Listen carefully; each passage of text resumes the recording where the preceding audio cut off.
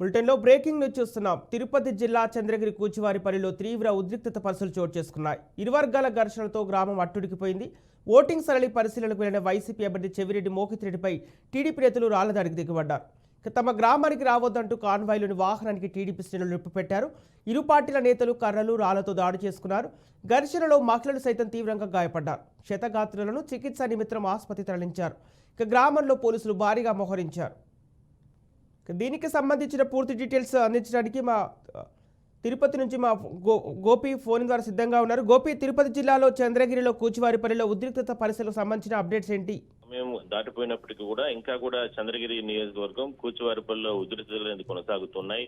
నిన్న సాయంత్రం అంటే 6 గంటలకు పోలింగ్ ప్రక్రియ కంప్లీట్ అయిపోయిన తర్వాత అక్కడ కూచివారిపల్లికి వెళ్లడం జరిగింది. వైసీపీకి సంబంధించినటువంటి అభ్యర్థి మోహిత్ రెడ్డి అంటే పోలింగ్ సరళి కావచ్చు, లేదంటే ఎట్లా జరిగింది అనే దాని మీద తెలుసుకునేందుకు ఆ ప్రాంతానికి వెళ్లిన సమయంలో ఒక్కసారిగా అప్పటికే కాపు కాసినటువంటి వైసీపీకి సంబంధించిన కొంతమంది నాయకులు, కార్యకర్తలు వీళ్ళందరూ కూడా దాడి చేసేందుకు ప్రయత్నం చేయడం జరిగింది. ఇదే సందర్భంలోనే రెండు పార్టీల మధ్య కూడా తీవ్రమైన ఉధృత వాతావరణం కొనసాగిన నేపథ్యంలో ఒకరిపైన ఒకరు రాళ్లు, కట్లతో దాడులు చేసుకోవడం జరిగింది.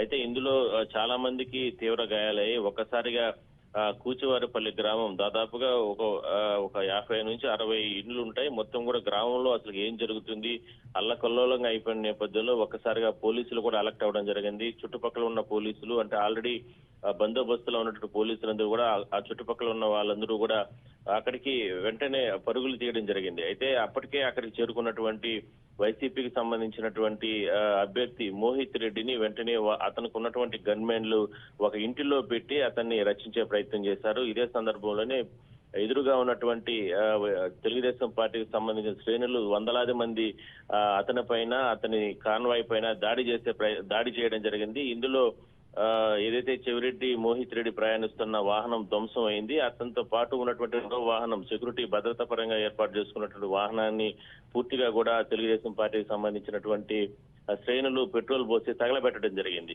అయితే వెంటనే అప్రమత్తమైనటువంటి పోలీసులు కూడా ఆయనకి ప్రాణరక్షణ కల్పించేందుకు చెవిరెడ్డి మోహిత్ రెడ్డిని వెంటనే ఒక ఇంటిలో పెట్టి అతన్ని రక్షించే ప్రయత్నం చేశారు అతనికి ఉన్నటువంటి గన్మెన్లు. అయితే ఘటన జరిగిన వెంటనే పోలీసులు అలర్ట్ అవ్వడం వల్ల వెంటనే ఎస్పీ ఆదేశాలతో సపరేట్ గా ఒక బెటాలియన్ అక్కడికి వెళ్లి గ్రామంలో మరింత ఉధృత వాతావరణం కొనసాగే ప్రయత్నం అవ్వకుండా కట్టడి చేసేందుకు ప్రయత్నం చేశారు.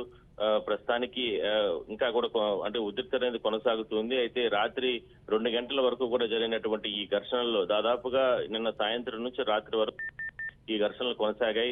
అర్ధరాత్రి సమయంలో అక్కడ ఎటువంటి ఇంకా అవాంఛనీయ ఘటనలు జరగకుండా అక్కడ ఉన్నటువంటి మోహిత్ రెడ్డిని అంటే వైసీపీ అభ్యర్థిని సురక్షితంగా బయటకు తీసుకొచ్చే ప్రయత్నం చేశారు పోలీసులు. అయితే ప్రస్తుతానికి మాత్రం పోలీసులు భారీగా కూచివారిపల్లిలో పికెటింగ్ ఏర్పాటు చేయడం జరిగింది. భద్రత పరంగా మరోసారి ఇలాంటివి రిపీట్ కాకుండా చర్యలు తీసుకుంటున్నారు.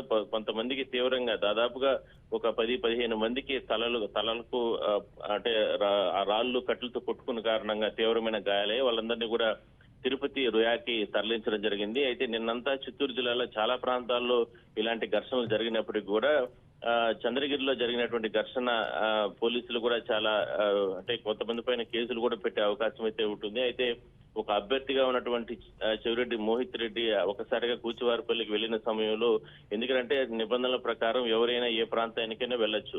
అయితే పోలింగ్ సరళిని కనుక్కోవడానికి అక్కడికి వెళ్ళినటువంటి సమయంలో ఒక్కసారిగా ఈ రకంగా దాడి చేయడం అనేది కరెక్ట్ కాదంటూ కూడా మరికొంతమంది వాదిస్తున్నారు. దీనిపైన పూర్తి స్థాయిలో చర్యలు తీసుకుంటామంటూ కూడా పోలీసులు కూడా చెప్తున్నారు. సంపత్.